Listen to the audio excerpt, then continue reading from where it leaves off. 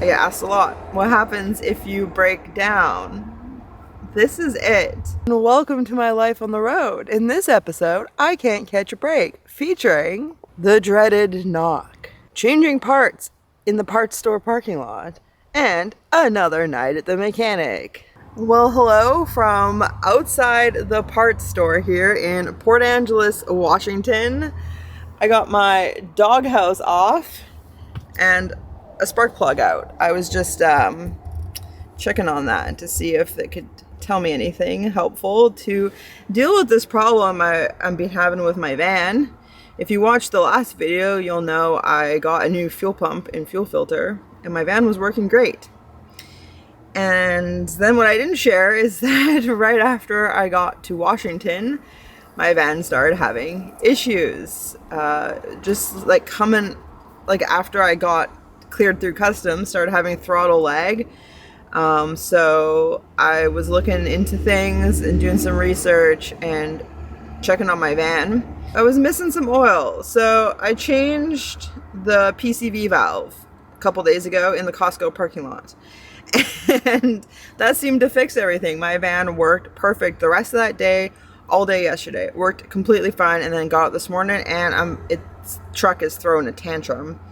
So yeah, so I pulled the spark plug. Those look good. There's nothing alarming about what's going on here. So I'm gonna try a new air filter in case that's clogged up. That could be causing these issues. And I think I'm gonna try replacing the idle air control unit because yeah, it was just like having trouble starting this morning, which is the first time I've ever had trouble starting. You know, I have a new alternator, I have a new battery, I have a new fuel pump.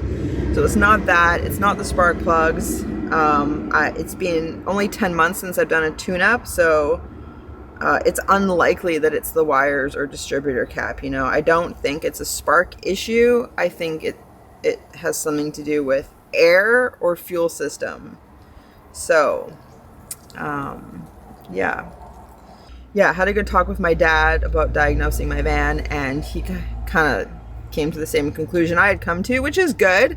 You know, that feels good for me, that like I'm thinking along the right lines of things. I hadn't thought to check for a vacuum leak, so I'm gonna figure out how to do that. And yeah, the parts store here is open till 7 p.m. It's 1, so I got 6 hours with access to parts. Hopefully I can make my van work. But yeah, I get asked a lot, what happens if you break down? This is it. Yeah, it helps if you have some skills, because it is quite inconvenient to go to a mechanic, and they're also expensive. But hopefully I can avoid that, and if not, it just is what it is. And you know, blue sky today, it's not raining, it could be worse, so we're really grateful for that. So yeah, I'm gonna put the spark plug back and get some parts. I've got my new idle air control unit, which if you look, it's quite big. I didn't have any sockets that big, so I had to buy the socket for it, which is huge. And I have 3/8 driver, and this needs a 1/2-inch driver. So I had to buy parts. So now I have a bunch of new tools. But all this together was like a little less than $100. So, I don't know, that's like an hour at the mechanic.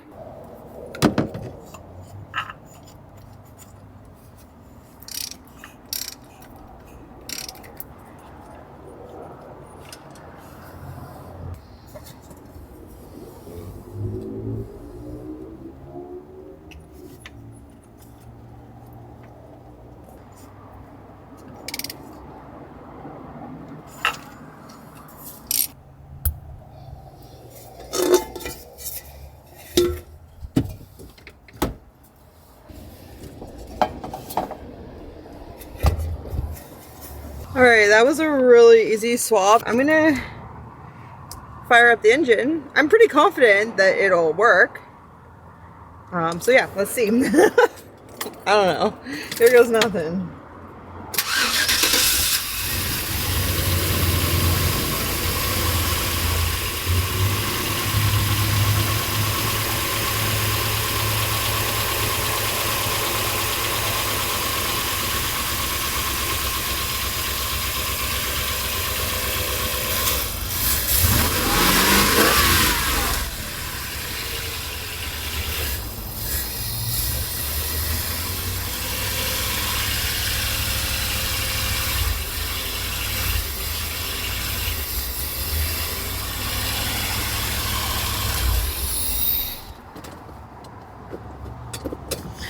Okay, so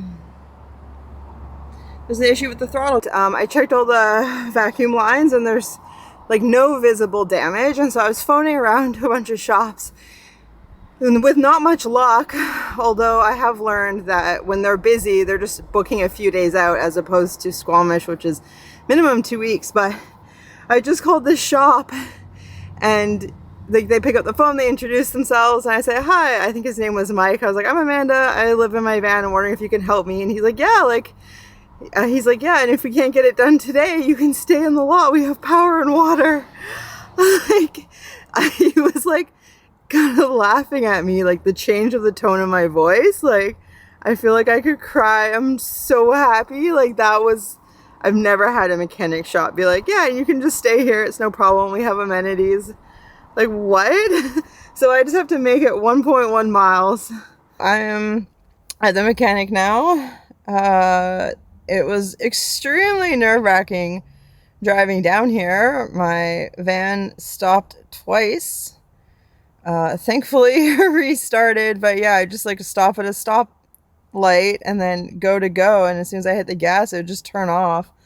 So I parked. I've just like moved where they're gonna look at it, and like, yeah, it's really touchy. So the thing is, like, today it's acting up worse than any day, and it's like a little different than any other day. So it's like I've been changing parts and then it like seems to completely fix the problem, and then a couple of days later it's like a new problem but worse. So yeah, guy's gonna come out in like 45 minutes or so and have a look at it, but I'm fine to live here until it's fixed. So that's good. I don't have to have the stress of dying on the street anymore.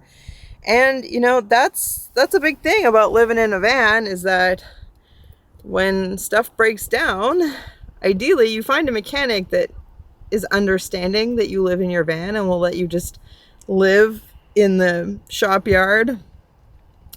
Because I don't want to like have a rental car in a hotel. Like, at least I can just rest in the back with Frank or do some work or whatever.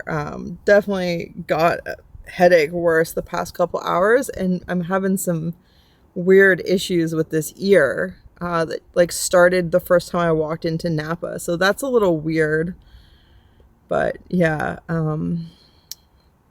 I find some issues can be harder to deal with when your vehicle is your home.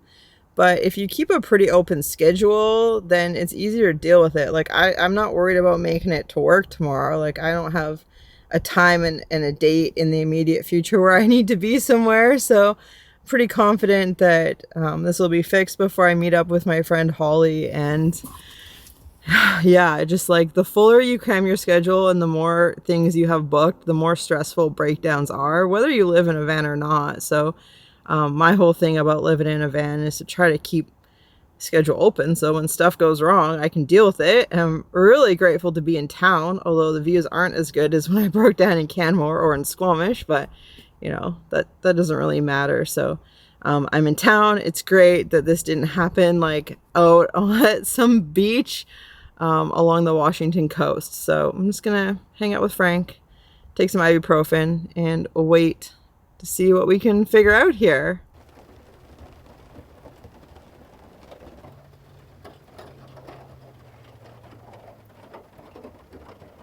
I had a mechanic come out and check over the van.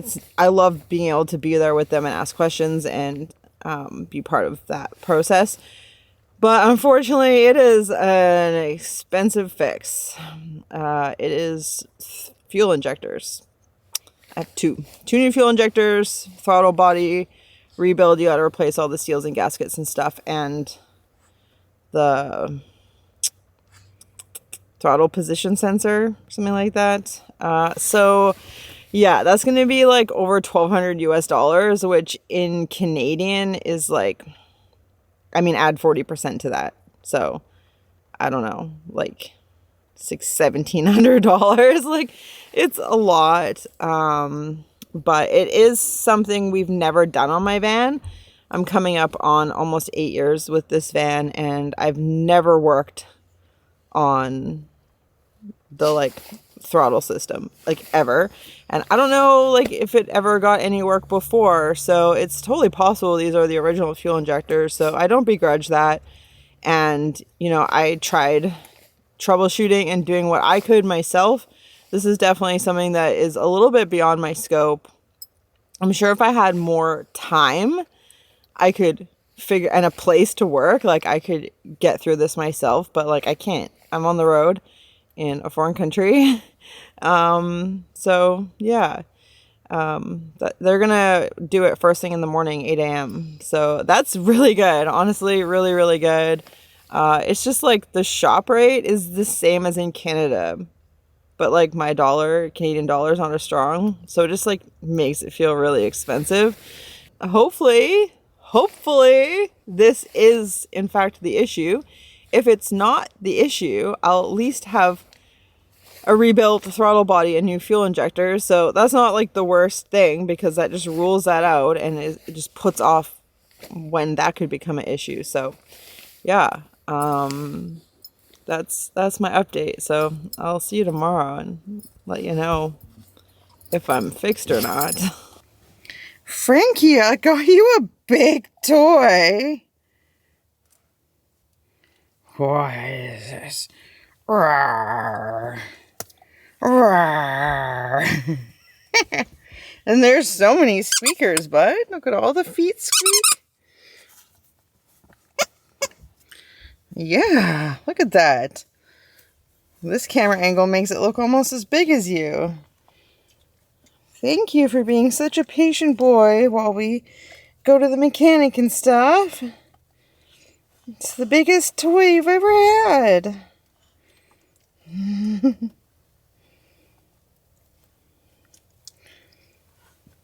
Oh, yeah. Oh, it looks comfy. You rest your paws on it while you chew it apart.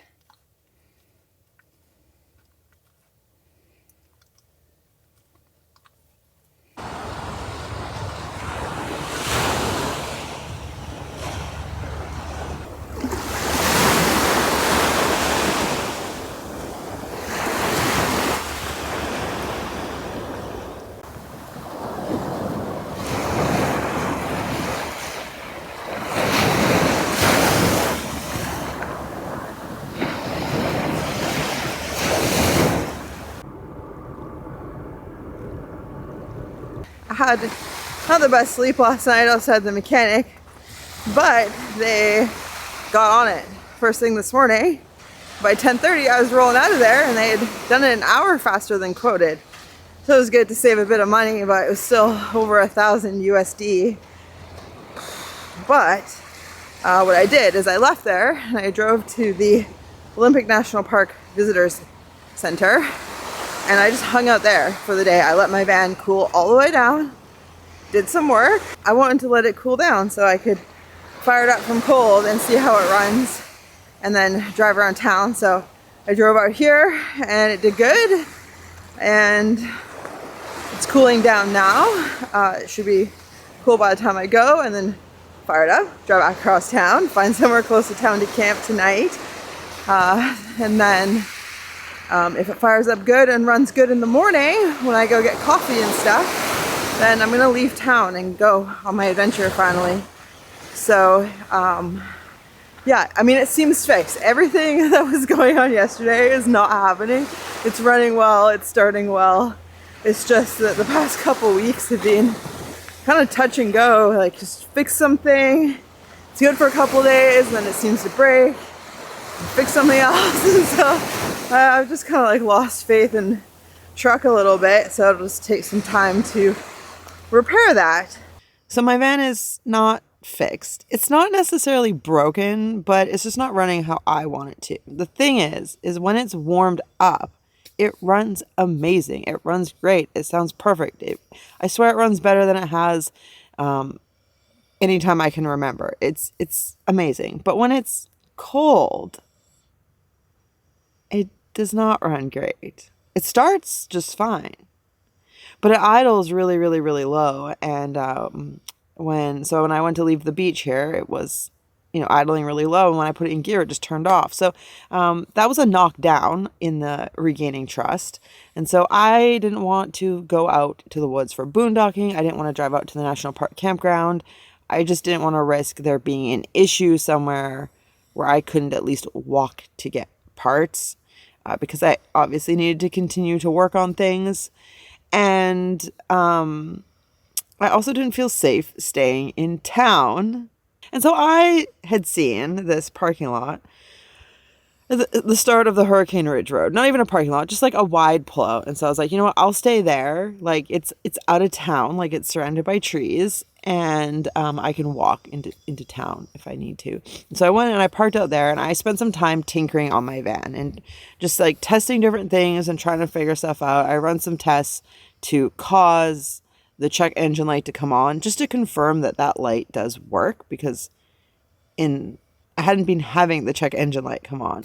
So it does work. So I know if there is a serious issue, the check engine light will come on. Like if I just unplug a vacuum hose to the map sensor, check engine light comes on. So I know it works. And so I didn't really have any luck with my van. And so I spent the night there. And I woke up early and I just didn't feel like getting out of bed. So I was just laying around snuggling with Frank, who was snoozing next to me. And 8 a.m., I get the knock. And it's like the park police. Like, looks like a cop, but it's just a green outfit. Guns, like all of that. Like full, this is an authority figure. And so I get out and, he's like, yeah, you can't sleep here. And I explained to him like why I had made that decision, and that I also wasn't aware that that was actually in the park. And he informs me that it probably would have been safer for me to stay in town. They have a lot of issues out on the edge of town with, unsavory characters. And so it was actually kind of nice that he was like more concerned about my safety than the fact that I was sleeping in my vehicle, like where I shouldn't, in a park. He was really nice, and he was just gonna let me off on a warning, but first he had to run my driver's license, which I joked, I was like, if I had a warrant for my arrest, they wouldn't have let me into the country. He's like, yeah, like you're right about that, but he still had to run it. He had to like do his job, so he ran it. It was no problem. And then he didn't even want me to leave right away, but he's like, yeah, just like, he's like, don't mind my car there. I'm just going to go over into the bushes. I thought I heard someone. I want to go investigate. So I'm just like, what? This was like kind of sketchy. And so I went into town. I ran into a mechanic at the coffee shop. Had a chat with him. Spoke to my dad, and also had to get a new rad cap. My rad cap had just started leaking. So I changed that, put the seafoam in, and then I hit the highway. I was like, you know what? The engine runs fine when it's hot. Like, there's no problem. And talking to like various people, various professionals, like everyone agreed that there was nothing wrong with my van. It just like wasn't tuned right. So, I hit the road. I had a big adventure. I have filmed 2 videos of adventure, and yet I haven't figured out my van yet. I've learned to trust my van over the past couple weeks. It's reliable. It's just, it will turn off if I shift gears, especially when it's cold. So I just like hit the gas, revs up, put it in gear, and then I give it gas right away. I just have to give it gas right away when I put it in gear, put it in reverse. And so other than that, it's fine. It's not idling out and turning off at stoplights. It sounds great, runs smooth. Not the most fuel efficient it could be. When it's cold, it runs really rich. So I'm working on it. And that's just how it is. So yeah, it's been a lot. There's been a lot of small things that didn't make this video that have also been going wrong. But I feel like I'm catching my breath now. And so with that said, I look forward to taking you along my adventure on the west coast of northern Washington. Washington's northwest coast. Those are the words. I'm going to take you along Washington's northwest coast. It was beautiful, some huge trees, gorgeous sunrises and stuff. And so hopefully you'll stick around for that. If you hit subscribe, is it that side? It's this side. Hit subscribe. It's free. And if you turn on the notification bell, you'll get notified when I put out new videos, because I don't have a schedule. And with that said, a huge thank you to patrons and to channel members. And I got a cute clip of Frank to send you off on your way, and I'll see you soon.